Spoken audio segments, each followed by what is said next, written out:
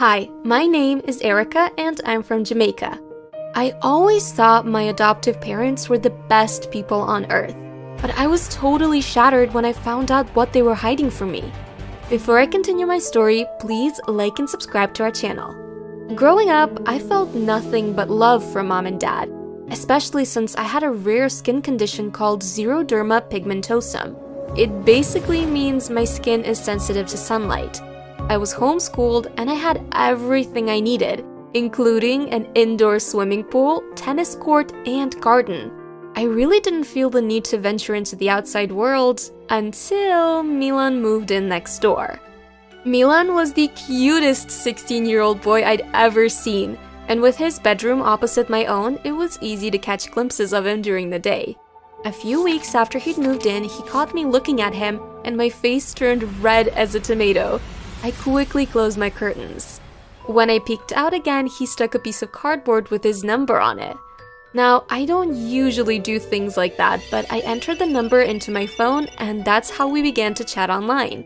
One afternoon, the doorbell rang and Mom answered it. It was Milan. Good evening. I came to ask your permission to take Erica out on a date.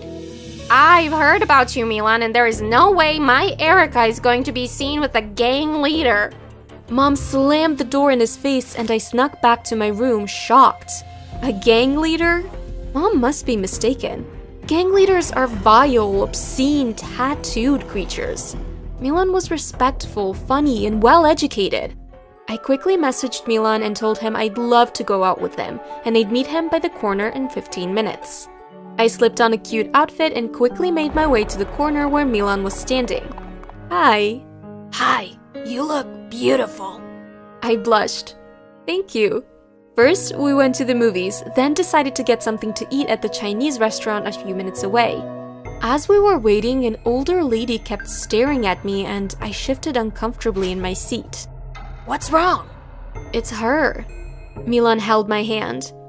Well, you are the most beautiful girl in the world. Why wouldn't she stare? Milan closed his eyes and leaned forward. Was this going to be my first kiss?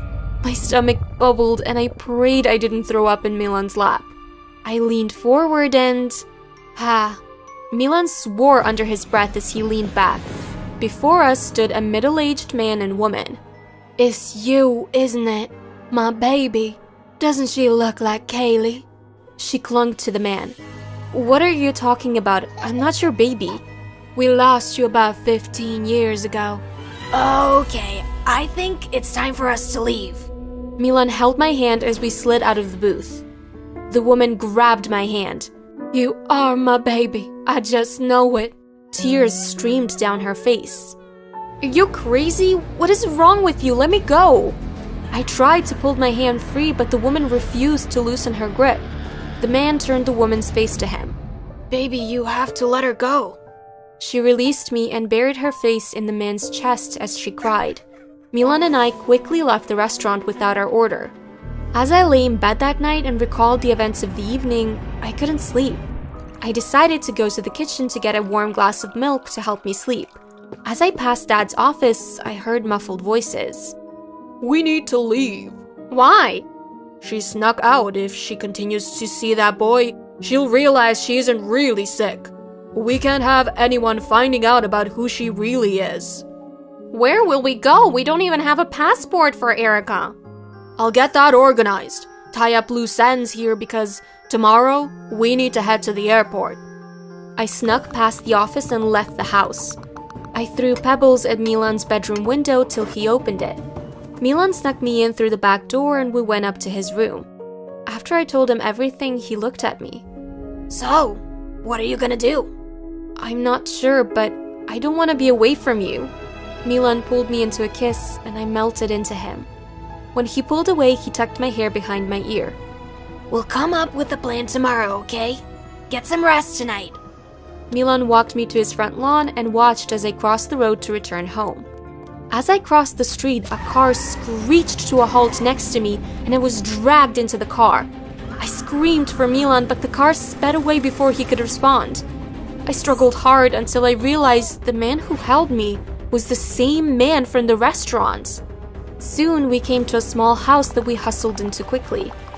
We are so sorry we did that, but I didn't want to lose you again.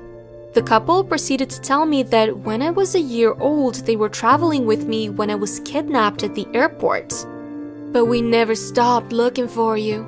I was here visiting my sister when I saw you. The man brought out some photo albums and showed me pictures of their daughter Kaylee and other members of their family. I was wondering if you'd be willing to take a DNA test. As crazy as it sounded, I said yes. After the DNA swab, I was dropped off in front of my house. The man gave me his number and nodded before he drove off. I expected to see police cars, but there was nothing. Erica! Mom squeezed me. Where have you been? That doesn't matter. We need to leave now. Dad said as he began to grab the luggage by the door. I'm not leaving. Now you listen here. You are getting into that car without another word. Do you hear me? Oh, I heard Dad all right, but I wasn't about to go without a fight. I kicked and screamed to the car, in the car, and when we arrived at the airport. As soon as we arrived, I bolted and screamed that I was being kidnapped. It wasn't long before Mom, Dad, and I were surrounded by officers. Mom and Dad were taken to one room to be questioned while I was taken to another. Is there anyone you'd like us to call for you? I pulled out the number and handed it to the officer.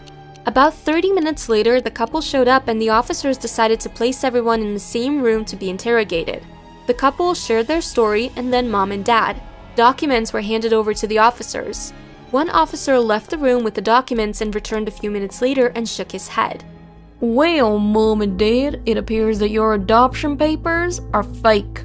Not only were they fake, but after further investigation, the officers revealed that Mom worked at the same airport where the couple lost their baby 15 years ago. As for me, I was whisked away to a foster family until the DNA results came back. At nights, I'd sneak text and call Milan from my foster mother's cell phone to tell him how miserable I was and how much I missed him. 2 weeks later, a social worker visited me. I'm sorry to inform you, but your biological parents died in an accident last night. Your DNA tests prove they were your real parents. I was devastated. You'll have to stay in foster care until a family member decides to take you in. That night, I woke up to someone covering my mouth. It was Milan. He motioned me to keep quiet. I dressed quickly and snuck out of the house with Milan where a car was waiting. We stayed at a house with some of Milan's friends. I got everything I wanted, and I got the love and attention I needed from Milan. Milan taught me how to pick pockets, so I had my own money. He was also very protective of me. One time, he saw a guy just staring at me, and Milan beat him up. I wasn't fazed because that's what a boyfriend is supposed to do, right? Protect his girl. One night, I was in the kitchen preparing something to eat when I heard the guys come in. I guess they thought I was out with Milan because what I heard next raised the hair on the back of my neck. Don't mess with Milan, he's not one to be messed with. I heard he's the one who tampered with Erica's parents' brakes. What did you say about Milan and my parents? We don't need to say anything to you. Just then, the front door opened and Milan walked in. What's happening here? Your stupid friends here said that you tampered with my parents' brakes. Oh, they did? Milan held my hand and took me to the bedroom. Babe, it's not what you think. I did it to save you, protect you, because I love you. I didn't want anyone to take you away from me. Milan tried to kiss me, but I pushed him away. So you killed my parents? I raised my hand to slap him across the face, but he held my arm firmly and pushed me onto the bed. He walked out and closed the door behind him. I went behind him and tried to open the door, but it was locked. Things drastically changed. I was only allowed to leave the room only to go to the bathroom. No matter how much I begged Milan and promised to be good, he refused to let me out. One night, after one of the guys dropped my dinner into my room, I noticed my door was slightly open. I snuck past the guys who were watching a game on the TV and into the kitchen. I lit a match and set the kitchen curtains on fire. Then, I snuck into the bedrooms to do the same. Fire! Fire! I ran back to the living room. The guys ran out of the house. The front door was wide open. But before I could move, Milan stepped in front of me. You aren't leaving here, Erica. If I can't have you, no one will. Milan and I fought. The smoke got thick and pieces of the house crumbled around us. Milan, we need to get out. No!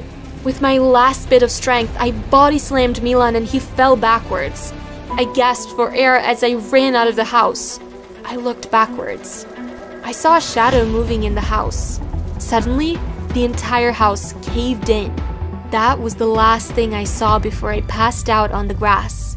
Where am I? Hi, you're in hospital. I'm your Auntie Talia, your mom's sister. And this is your sister, Kaylee. Over the next few days, I got to know my aunt and sister, but I couldn't help but wonder about all the things I had set into motion because of that one decision I made. About a week later, as we drove from the hospital, I glanced at the side view mirror and noticed someone waving. When I looked back, I realized it was Milan.